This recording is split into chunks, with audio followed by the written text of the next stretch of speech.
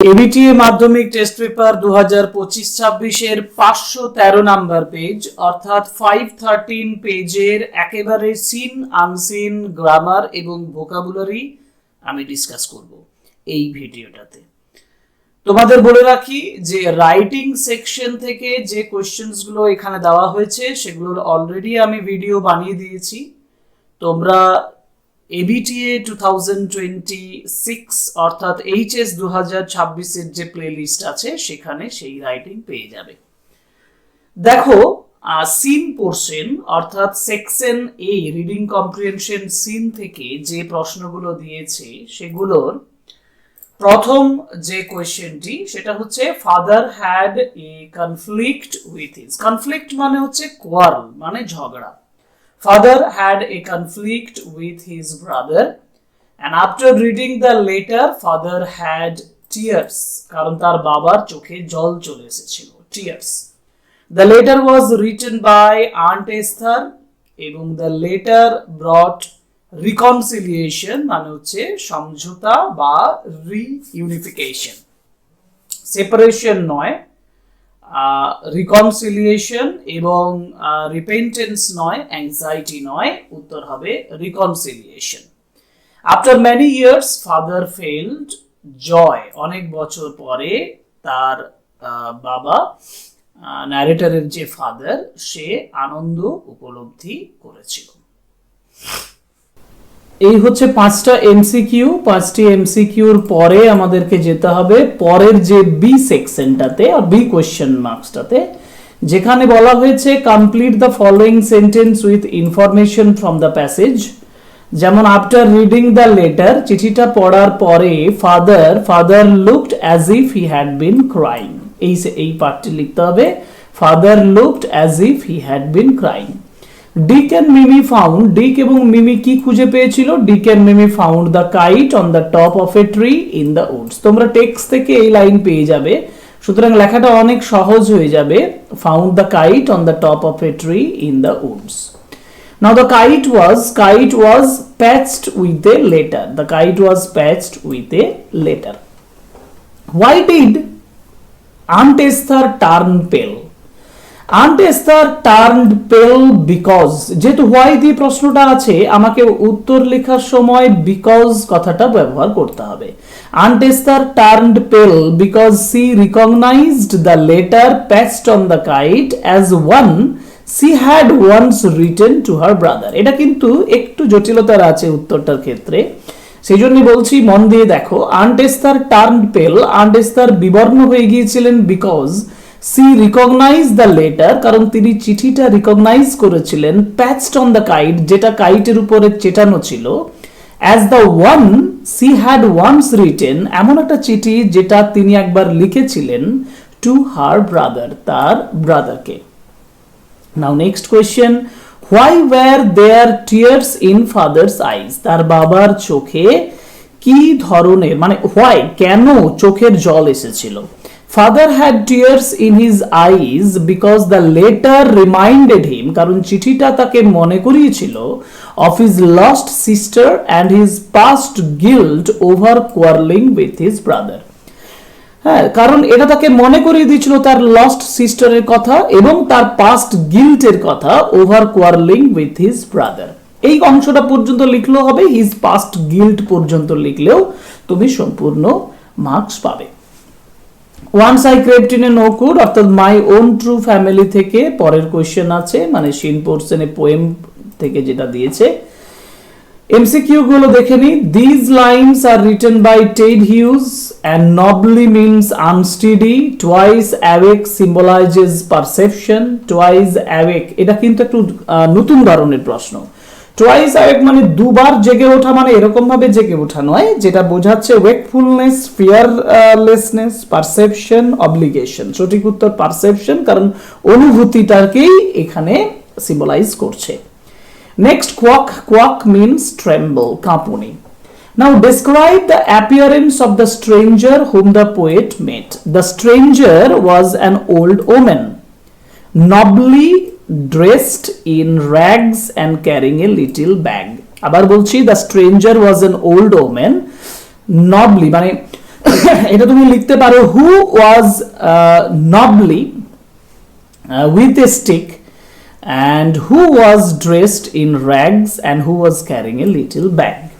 ঠিক আছে, and who was carrying বলা যাবে না, who was dressed in rags and carrying a little bag, ওখানে and এর পরে তুমি who was ব্যবহার করবে না। পরের প্রশ্ন, explain the line I came twice awake. নাও এটা খুব ইম্পর্টেন্ট একটা কোয়েশ্চেন, যেটার উত্তর এটি সহজভাবে লিখে দিয়েছি, দেখো।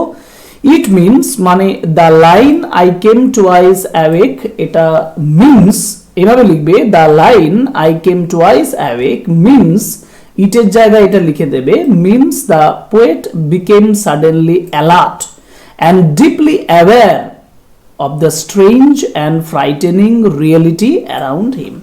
কবি সাডেনলি অ্যালার্ট হয়ে যাচ্ছেন এবং ডিপলি অ্যাওয়্যার গভীরভাবে সচেতন হয়ে যাচ্ছেন of the strange and frightening reality around him, তার চারপাশে যে ভয়ঙ্কর যে বাস্তব, সেই বাস্তব সম্পর্কে তিনি যে ডিপলি অ্যাওয়্যার হচ্ছেন, মানে শুধু অ্যাওয়্যার হচ্ছেন না, ডিপলি অ্যাওয়্যার হচ্ছেন, এটার দ্বারা বোঝাচ্ছে, মানে এটা বোঝাচ্ছে I came twice awake কথাটার মাধ্যমে। এক কথায় the poet became alert and deeply aware of the strange and the frightening reality around him। আচ্ছা, এই হচ্ছে পোয়েম। পোয়েমের পরে আমি একটু আনসিনটা পড়ে নিই। দেখো কোশ্চেন নাম্বার 3 তে বলেছে, in 1942 1942 the people of India became restless. 1942 ভারতবর্ষের মানুষ বিশ্রামহীন, রেস্টলেস হয়ে পড়েছিলেন, because freedom was not yet in sight, স্বাধীনতা কিন্তু তখনও দৃশ্যের মধ্যে আসেনি। The sudden arrest of the leaders নেতাদের হঠাৎ অ্যারেস্ট হয়ে যাওয়া provoked the Indian masses, মানে ভারতীয় জনতাকে প্রভোক করেছিল, মানে তাদেরকে যথেষ্ট উজ্জীবিত করেছিল into an open rebellion, খোলা একটা সংগ্রামে যুক্ত হতে। There was no leader to guide them, কোনো লিডার ছিল না গাইড করার জন্য। The British government took violent measures, British government যথেষ্ট ভয়ঙ্কর পদক্ষেপ নিয়েছিল to repress the rebellion, to সংযত করা, মানে এই যে বিদ্রোহ, সেই বিদ্রোহকে দমন করার জন্য। দিস মেজার্স অফ রিপ্রেশনস, এই যে দমনমূলক যে পদক্ষেপগুলো, turn the open rebellion into violent movement, ভয়ঙ্কর আন্দোলনে পরিণত করে।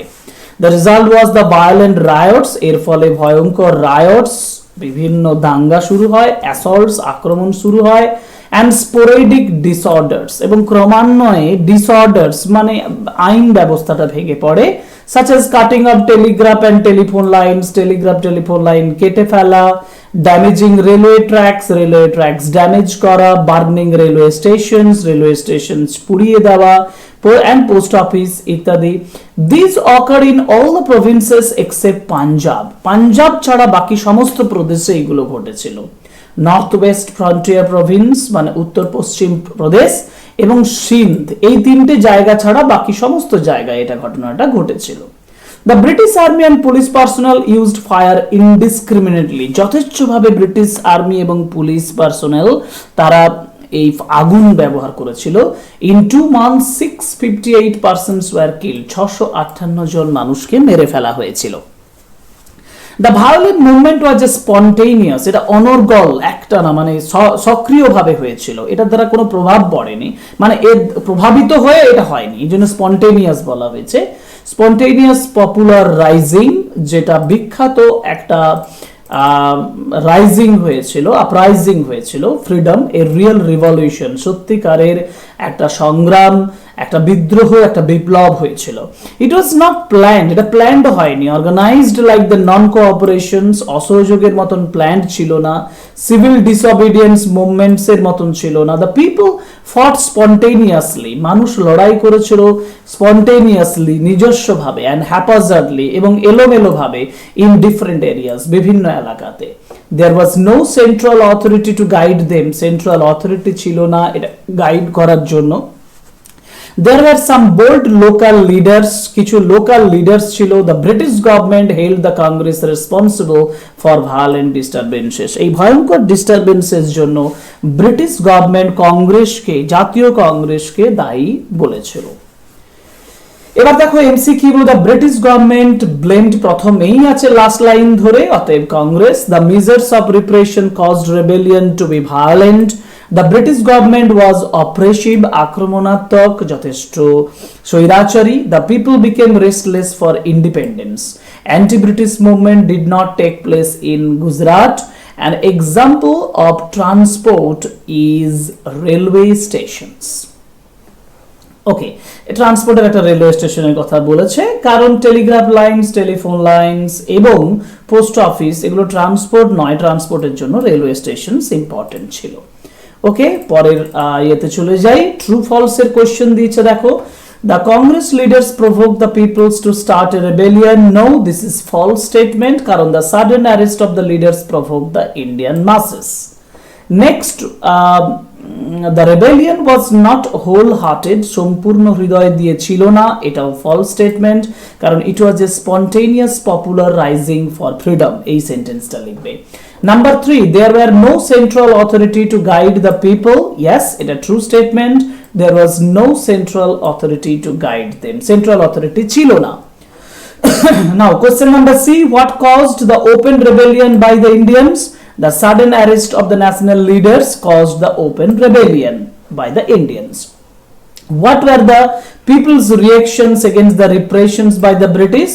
Now people, এখানে দের জায়গা লিখবে people resorted to riots, cutting communications lines, damaging railways and burning public buildings.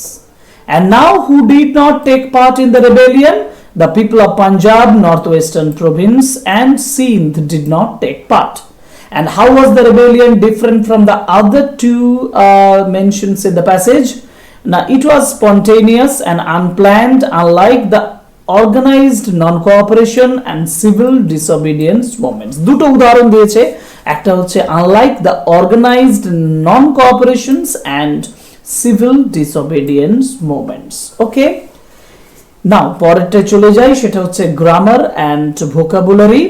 আমাকে পরের প্রশ্নের উত্তর হচ্ছে, দ্য তাজমহল ইন আগ্রা, এটা হবে is considered, যদিও এখানে is considered অপশনটা নেই। তাহলে কি দেখা যাক, একটু সেন্টেন্সটা পড়ি। The Taj Mahal in Agra dash to be the first example of the Mughal architecture and symbol of India's rich history. একটু ভুল আছে, তাহলে এটা কনসিডার হবে না, কনসিডার্স হবে না, হবে is considered. Okay, so is considered to be the fine example of Mughal architecture and symbol of India's rich history. It took 22 years to complete the monument, which was made of gleaming white marble. Okay, now article preparation, Wordsworth is regarded as, উত্তর হবে a pioneer of the romantic age। এই যে দেখো, is regarded as a pioneer of the romantic age and he was born in Cockermouth, Cumberland। পরের প্রশ্ন মানে হচ্ছে, personally he was much more friendly than the other teacher. এই যে এই প্রশ্নটা দিয়েছে, personally he was much more friendly than the other teacher, যদি পজিটিভ ডিগ্রিতে করতে হয় তাহলে personally he was friendlier than no other teacher. আমি কি ঠিক লিখেছি? Personally he was much more friendly. দেখো ভালো করে লক্ষ্য করো, বলেছে personally he was much more friendly than the other teachers. তো আমার কথা হচ্ছে, এটা তো কম্পারেটিভই আছে, তাই না? মোর ফ্রেন্ডলি করা আছে, মোর ফ্রেন্ডলি যদি করা থাকে তাহলে আমি আবার এখানে দ্যান ব্যবহার করছি কেন? তাহলে এটা সঠিক উত্তর নয়। সঠিক উত্তর করতে গেলে আমাকে পজিটিভ ডিগ্রিতে নিয়ে আসতে বলেছে, পজিটিভ ডিগ্রিতে দ্যান দিয়ে হয় না। অতএব এই ভিডিওতে এই সেন্টেন্সটার উত্তর যেটা এখানে করা আছে সেটা ভুল। সঠিক উত্তর কি হবে? সঠিক উত্তর দেখো, he was much more friendly than the other teachers বলেছে, মানে দ্য আদার টিচার্স আর, উত্তর ভালোভাবে শোনো, আমি শুনে এখানে লেখা দিচ্ছি না। আদার teachers are not as friendly as he personally, মানে পার্সোনালি কথাটা লাস্টে ব্যবহার করবে, নো আদার টিচার নয়, আদার টিচার্স আর নট। যদি ওটাই বলতে পারো, নো আদার টিচার করতে পারো, তাহলে নো আদার টিচার করলে ইজ করতে হবে, ইজ নট, আবার নট বসাবো কেন? নো আদার টিচার বলেছি, ইজ অ্যাজ করো, as friendly as he personally. Okay, everyone wants to be happy, negative মানে হচ্ছে negative, everybody wants to be happy মানে সবাই সুখী হতে চায়, মানে নোবডি বা no one wants to be unhappy.